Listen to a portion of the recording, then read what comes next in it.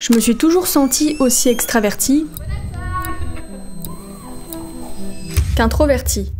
Mais comme beaucoup de personnes, j'ai grandi en pensant qu'on était soit l'un, soit l'autre. Mais c'est que très récemment que j'ai découvert qu'on pouvait être les deux en même temps. D'ailleurs, c'est le cas pour 8 personnes sur 10. Mais ça, personne n'en parle.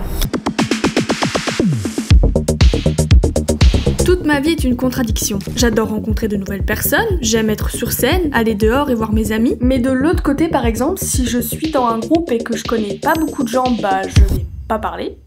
Pas du tout, je vais écouter mais pas parler. Et j'adore passer mes journées entières enfermée chez moi juste avec mon ordi ou ma console. Pas parce que je suis triste, mais juste parce que je m'y sens bien. C'est comme si j'avais besoin de ce temps-là pour recharger mes batteries. Alors, pendant des années, j'ai cru que j'étais bizarre. Parce que contrairement à mon entourage, j'avais l'impression de jamais rentrer dans les cases. Mes amis extravertis me trouvaient trop calme par moments. Et les plus introvertis d'entre eux ne comprenaient pas pourquoi j'aimais autant sortir et que j'étais toujours une pile électrique. J'étais vraiment ni l'un ni l'autre. Et du coup, toute ma vie, j'ai cru que j'étais bizarre, que j'étais une sorte de contradiction. Alors je sais que c'est bizarre de dire ça comme ça, mais c'est ce que je ressentais.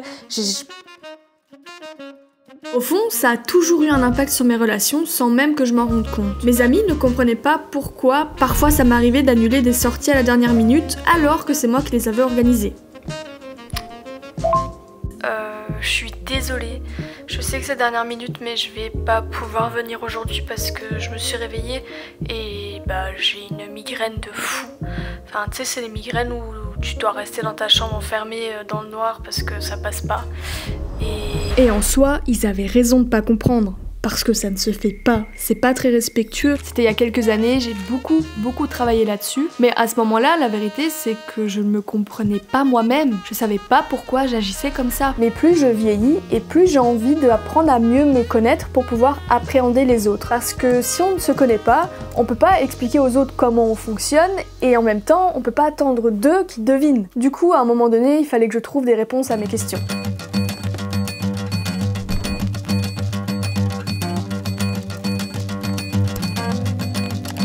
Et évidemment, comme tout adulte normalement constitué et responsable, j'ai fait un test en ligne. Malheureusement, ça m'a pas beaucoup avancé, alors j'ai décidé de prendre un joker et de faire appel à un ami. Salut, ça va? Bah ouais, écoute. Dis, je t'appelais parce que j'ai une question pour toi. Est-ce que, selon toi, je suis introvertie ou extravertie? Je trouve que t'es quand même quelqu'un d'extraverti. Moi je pense que t'es genre ultra introverti quand on te connaît pas. Ouais, introverti, mais Je pense que t'es plutôt une personne extravertie. tu vas pas faire le premier pas vers les gens, mais lorsqu'on t'aborde et tout, tu es tout aussi joyeuse, t'es ouverte, t'as aucun problème à aller vers les gens. T'es plutôt à l'aise avec les gens même que tu connais pas forcément. Moi je vais mettre une nuance sur le fait que ça dépend un peu de la situation aussi. T'as besoin de tes moments solo où tu fais ta vie. Donc quand on te connaît super bien, je trouve que t'es super extraverti. Et je pensais pas que c'était possible, mais ça m'a encore plus embrouillée. Parce que même si les personnes qui sont censées le mieux me connaître ne se mettent pas d'accord, bah ça veut vraiment dire que je suis les deux. Ou aucun des deux, à ce rythme-là, aucun des deux. Je sais pas, je suis perdue. Donc j'ai décidé de faire de vraies recherches et je suis tombée sur lui. Carl Gustav Jung, un médecin psychiatre suisse à qui justement on doit ces notions d'introversion et d'extraversion. Pour lui, un introverti tire son énergie de son monde intérieur. Ses pensées, ses idées, ses émotions. Il a besoin de temps seul pour se ressourcer. Un extraverti, c'est l'inverse. Il tire son énergie du monde extérieur. Les gens, les activités, les actions. En fait, un extraverti va se sentir plus vivant quand il est entouré. C'est pour ça qu'on dit qu'il recharge ses batteries quand il est avec les autres. Sauf que ces deux définitions, c'est tout à fait moi. En fait, j'ai un peu l'impression que c'est comme les horoscopes qu'on trouve dans le journal. Après, attention, j'adore l'astrologie. Je suis Verseau, mais vraiment sur la limite avec le Capricorne. Vous faites ce que vous voulez de cette information si vous la voulez, elle est pour vous, voilà.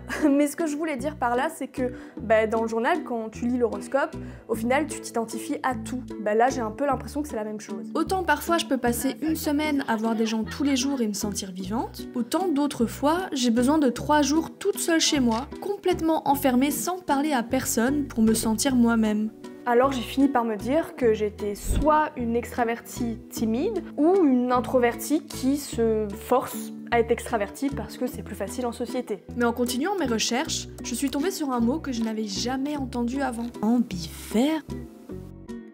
Le terme a été inventé par Kim Bol-young en 1927. Les ambivertis, ce sont les personnes qui se trouvent littéralement au milieu du spectre. D'ailleurs, petit aparté, ce mot n'existe pas dans la langue française. Mais comme il n'existe pas vraiment d'équivalent en français et que ce mot commence petit à petit à être utilisé dans le domaine du développement personnel et de la psychologie, c'était le meilleur moyen que j'ai trouvé. Elles peuvent être à l'aise en société, prendre du plaisir à l'échange et à l'action, mais avoir besoin de temps pour se ressourcer. En gros, ce sont des personnes qui adaptent leur attitude selon le contexte. Et là... Parce que c'est exactement ça. Pour la première fois, j'avais un mot qui me décrivait parfaitement. Et ce qui est fou dans tout ça, c'est que j'en avais jamais entendu parler jusqu'à maintenant. Toute ma vie, j'ai entendu dire les gens qu'ils étaient soit introvertis ou extravertis. D'ailleurs, même si Carl Jung n'a pas inventé le terme exact, il en parlait déjà. Il disait qu'on avait tous les deux tendances avec une dominance pour l'un ou pour l'autre. Et quand on y pense, c'est tellement logique. En vrai, comment est-ce qu'on pourrait catégoriser plus de 7 milliards de personnes en juste 2 cases? C'est impossible, littéralement impossible. Il a même dit, je cite, « Il n'existe pas d'introverti ni d'extraverti pur. Une telle personne serait à l'asile. » En fait, c'est juste un spectre et on fait tous partie du même spectre. Et en lisant tout ça, j'ai réalisé une fois de plus que, comme beaucoup de choses dans la vie, on n'est jamais vraiment tout seul. 80% of people are ambiverts, so it's actually most people. Et ça fait du bien, parce que même si, ok, je trouvais pas que c'était forcément un problème de pas savoir si j'étais introvertie ou extravertie, bah je sentais très bien que j'étais une contradiction un petit peu, que j'étais pas cohérente et que ça crée une forme de culpabilité, du genre, bah pourquoi est-ce que t'annules encore? Après, attention, c'est pas pour autant que maintenant je vais me coller une étiquette et que je veux dire à tout le monde, ah, je suis ambivertie. Non, mais c'est juste que, bah voilà, ça fait du bien parfois d'avoir des mots qui sont posés sur des sentiments. But this is why oftentimes ambiverts are mistaken as like outgoing introverts or like social. If I go to a happy hour and people are always like, what are you talking about, awkward? They don't know that I spent 2 hours flat on my back in the hotel room. Do you know what I mean? Like, they don't see the recharge process. Sauf que voilà, maintenant que j'ai eu la réponse à ma question, ça en soulève plein d'autres. Est-ce que c'est un défaut? Comment faire pour mieux gérer? Parce que c'est bien beau de se comprendre, mais si notre entourage ne comprend pas, bah ça ne change rien. Maintenant que je comprends un peu mieux comment je fonctionne, j'essaye d'en parler à mes proches. Pas pour me justifier constamment, mais juste pour qu'on soit sur la même longueur d'onde. Leur expliquer pourquoi parfois je peux être la première à sympathiser avec des inconnus à une soirée, et pour autant la soirée d'après je vais rester dans mon coin. Et en leur expliquant tout ça, j'ai aussi réalisé que c'était pas juste une question d'énergie. Mais c'est aussi une question de confort. Avec certaines personnes, je me sens tellement bien que je peux être calme, silencieuse même, sans avoir l'impression de devoir performer entre guillemets. Et avec d'autres, justement, je me sens assez à l'aise pour pouvoir lâcher prise complètement. Et c'est pas l'un ou l'autre, mais plutôt l'un et l'autre. Ça dépend du moment. La chance que j'ai, c'est qu'aujourd'hui, je n'ai même pas forcément besoin de tout expliquer parce que mon cercle d'amis, certes, s'est réduit par rapport à il y a quelques années, mais maintenant, je suis très bien entourée et ils m'acceptent tel que je suis. Du coup, avec mes amis, on fait des efforts mutuels pour qu'on puisse se comprendre chacun et avancer au mieux. Et c'est comme ça, en fait, que ça devrait être, que ce soit en amour ou en amitié. On devrait tous faire des efforts pour nos amis.